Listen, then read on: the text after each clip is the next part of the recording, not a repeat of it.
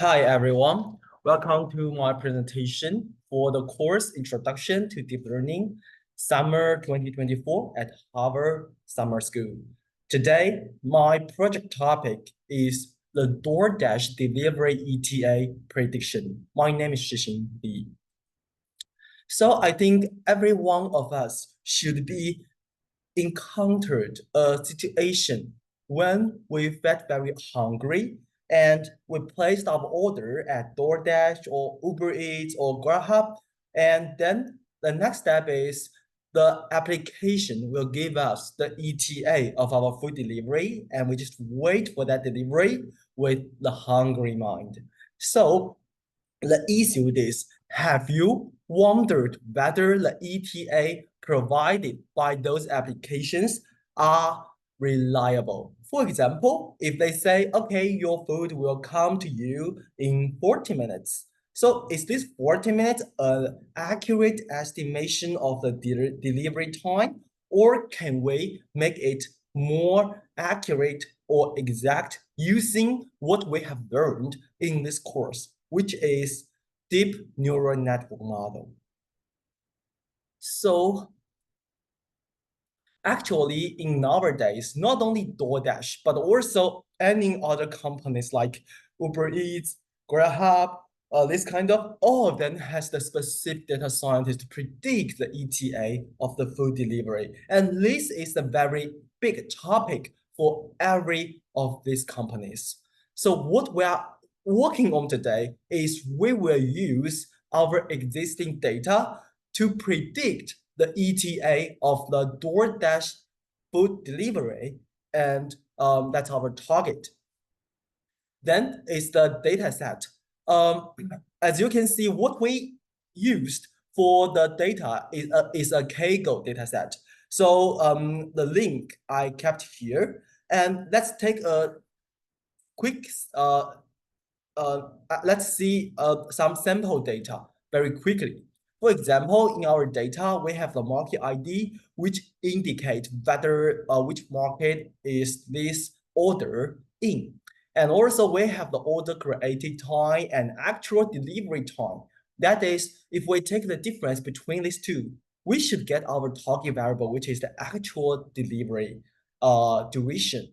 And also we have the store ID, we have the store primary category, for example, whether the restaurant is American or Mexican, and also we have any other data. So our final data set, we have the shape of 197428 rows with 16 columns. And one more thing that we need to take action is that I noticed that there are some missing values. And out of 197428 data, as we can see from this table, the column with the highest rate of missing value is total busy dash order, total on shift dash order, total outstanding orders, and their missing value is 16262. So compared to 197428 of the data, the missing value consists of less than 10% of the total data. So that's the reason that I take the final decision to delete all of these missing values.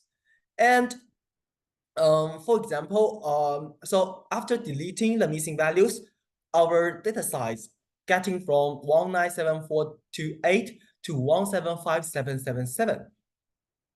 After deleting the missing value imputation, the next step is the variable transformation. Here is the final dataset description, and I just highlight some important steps of the variable transformation process. For example, as you can see from this table, we have the market underscore 1 to market underscore 5, and protocol underscore 1 to protocol underscore 6. So that's it. That is because the market ID, as we saw before, right? Market ID is 1 to 6. So we use one hot encoding to get 5 more variables for the market ID, 5 more indicator variables. And also, in addition to use the one hot encoding, I also use some, for example, I noticed that, for example, for the column minimum price of the item in the order, I noticed that there are negative values for this column. And this also happens for example, max item price and any other. So as we know that the total number of dashers or the price cannot be negative. So I also use the flooring to floor all of those negative values to 0. So that's an important part of the variable transformation. And this is the final data description. And finally, we have the 23 independent variables, as you can see here. And also we have one talking variable, which is the actual delivery time. So as you can see here, the talking variable is delivery time in seconds. So just before we put the data into training step, one more thing we need to do is the data scaling. Actually, at this time, we have two options. One is we use the standard scaling, and another is use the min-max scaling. Because as I mentioned before, most of our independent variable, we cannot make it negative values. Therefore, because of this, the min-max scaling should be utilized, right? Because if we use the standard scaling, we will have variables that values less than 0. And one more step, and also I move one more step, which is I use that one sample testing model to run with the data of the standard scaling and min-max scaling. As we can see here for the standard scaling, our MSE are like around 0.8. But if we use the min-max scaling, when we use our test model to do the model fitting and performance evaluation, we get errors of 0.0002 around this number, which means that min-max scaling should be used. The next step is to figure out the best model structure. In order to explore this area, the first thing that we need to notice is that we only have 23 independent variables. So, for example, our number of neurons in the inner there should be less than 23, right? I have 4 options here. For model 1, I have the first there of 16, second as 8 for 1. For the second, I have 8 for 1, 3 as for 1, and 4, model 4 as 8, 1. And as we can see here, after I run in for 30 epochs for each model and I get the minimum validation mean square error, the best validation performance happens in model 1, which is the 16, 8, 4, 1 of this. And also, we will notice that for model 3, one thing is to notice model 3, the MSE scale is large, right, compared to other 3D models, because I think the 4 neurons in the inner there cannot save enough information from the input data. So after we keep this model, after we use model 1 as our model structure, and one more thing we need to mention about is, so model 1 is the most complex model, right? And it's the best validation performance. So should we try like adding more complexity into this model to get, for example, maybe better result?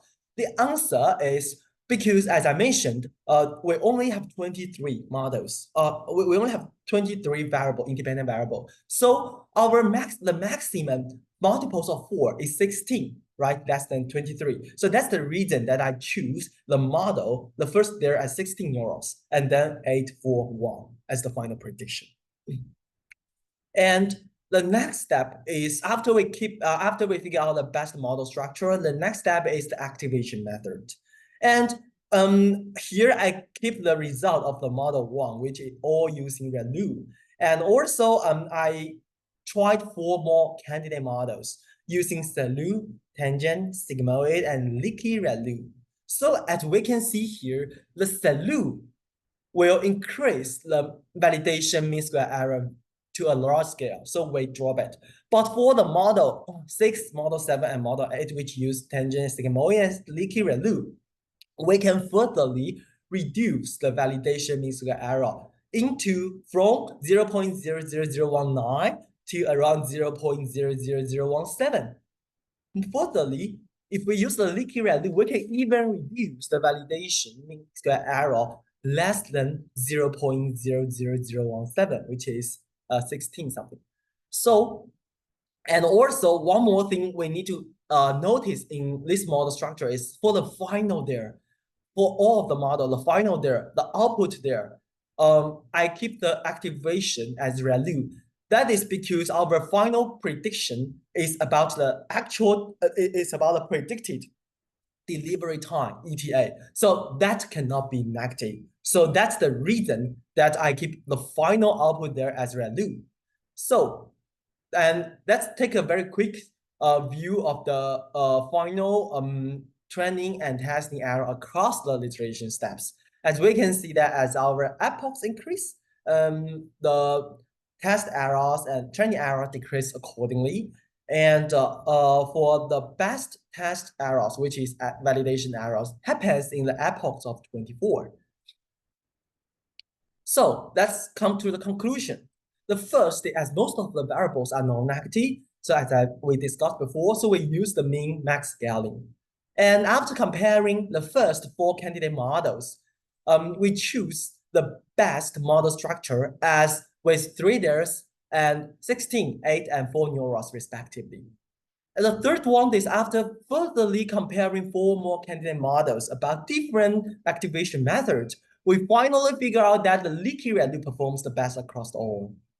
And finally, we get the best model, which has the minimum validation MSE as about less than 0.00017 and with the best epoch number at 24.